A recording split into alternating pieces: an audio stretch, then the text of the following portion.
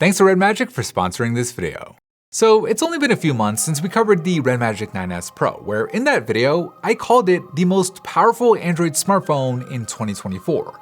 And for 2025, REDMAGIC is back at it again, with the REDMAGIC 10 Pro setting a whole new bar for performance, with it being among the first phones to get the all-new Snapdragon 8 Elite chip. It has what REDMAGIC is calling a new liquid metal cooling system. It has faster UFS 4.1 storage, and it has faster LPDDR5 Ultra RAM, which pretty much hits every performance component you could possibly improve on a phone. So with that Snapdragon 8 Elite chip, Qualcomm is claiming some huge gains in performance, with a 45% boost in the CPU with the new Orion cores, plus a 40% boost in GPU, which is a pretty big deal. Obviously, the actual performance you get out of a phone, though, is going to be limited to the phone's cooling system, and that's where the 10 Pro really shines. So with the 10 Pro, you still get that active cooling fan that's been a staple of the REDMAGIC series for years. But for the first time, REDMAGIC is also using liquid metal to more effectively transfer heat away from the vapor chamber and out through the cooling fan, helping reduce the phone's core temperature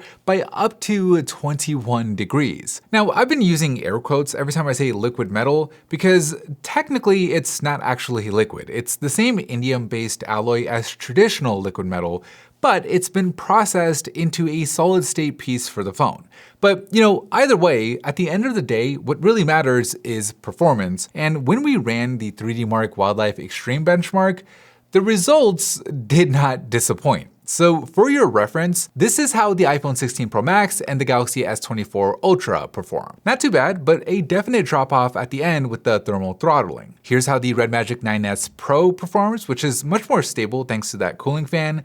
And then here is the new REDMAGIC 10 Pro, which has a flat line just all the way across, not only having a higher score than any phone we've ever tested, but also maintaining it with virtually no loss in performance. And that performance carries over into games. In a game like Call of Duty Warzone, with everything set to the maximum, the phone was often hovering between 90 and 100 FPS, which I feel like is like 10 to 20 FPS higher than the 9S Pro that we tested just a few months ago. And then for games like Genshin Impact, we're obviously hitting the max 60 FPS that the game allows for on Android, but thanks in part to the custom Red Core R3 chip, the 10 Pro now supports frame interpolation and upscaling, where it'll actually calculate new frames to fit in between the native frames, effectively giving you over 100 FPS in a game that technically doesn't even support it, with even sharper visuals than before. Now, this only works on a handful of titles at the moment, but it is really cool, and it's just a smart way of leveraging all the extra horsepower that this phone gives you. The storage speed on here is also faster, with it using UFS 4.1 Pro instead of UFS 4.0, which REDMAGIC says is up to 36% faster. And at least in the storage speed test that we did, we actually got even better results from the random read and random write speeds.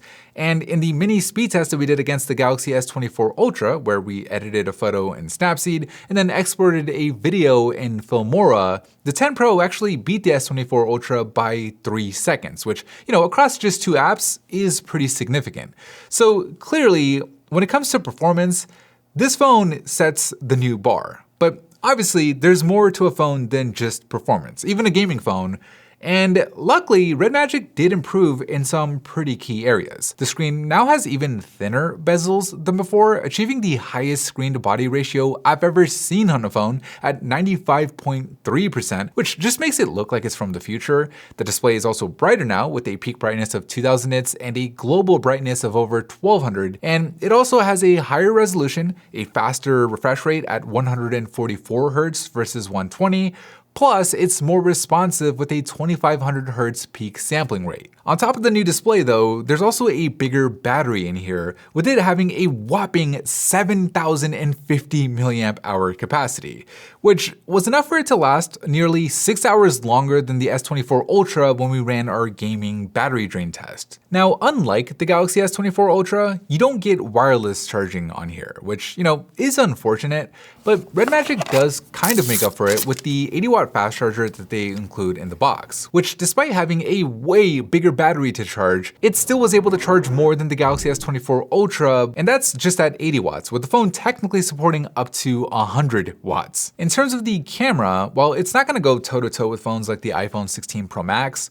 with that Snapdragon ISP and the dual 50 megapixel wide and ultra-wide cameras, you are still able to get some pretty decent shots. Maybe not so much with the under-display selfie camera, but this is a gaming phone where the camera isn't really the big priority, as you can tell with the back being completely flat, so that way when you're gaming, you don't have those big old lenses getting in the way. Which, speaking of gaming, let's talk about the actual gaming experience on here, because when we covered the REDMAGIC 9S Pro, I felt like that was the best gaming experience you could possibly get on a phone.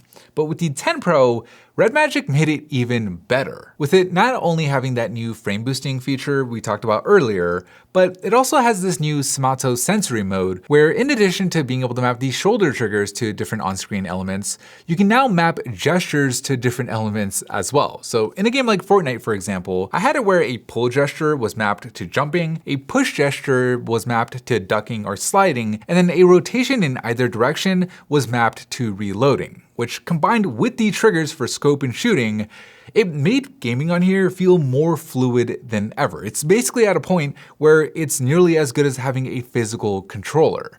Now, I don't want to leave you with the impression though that this is a perfect phone without any downsides, because no phone is perfect, and there are trade-offs that you make for the lower price point, which starts at just $649, and for the best-in-class performance. So the biggest trade-off for that low price comes in the form of less software updates overall, with REDMAGIC usually updating their phones for like 2 years compared to some of the competition's 5 to 7. And then the trade-off for that industry-leading performance though is because you have that open intake and exhaust for the cooling fan, obviously the phone's gonna be more susceptible to water and dust damage. But in exchange, you get to save hundreds of dollars on the price, you get the best performance available on any smartphone, and you get a screen that looks more futuristic than anything else out there. So if you're somebody who prioritizes gaming on their phones and you're careful with your phone, then I think this is a pretty compelling option.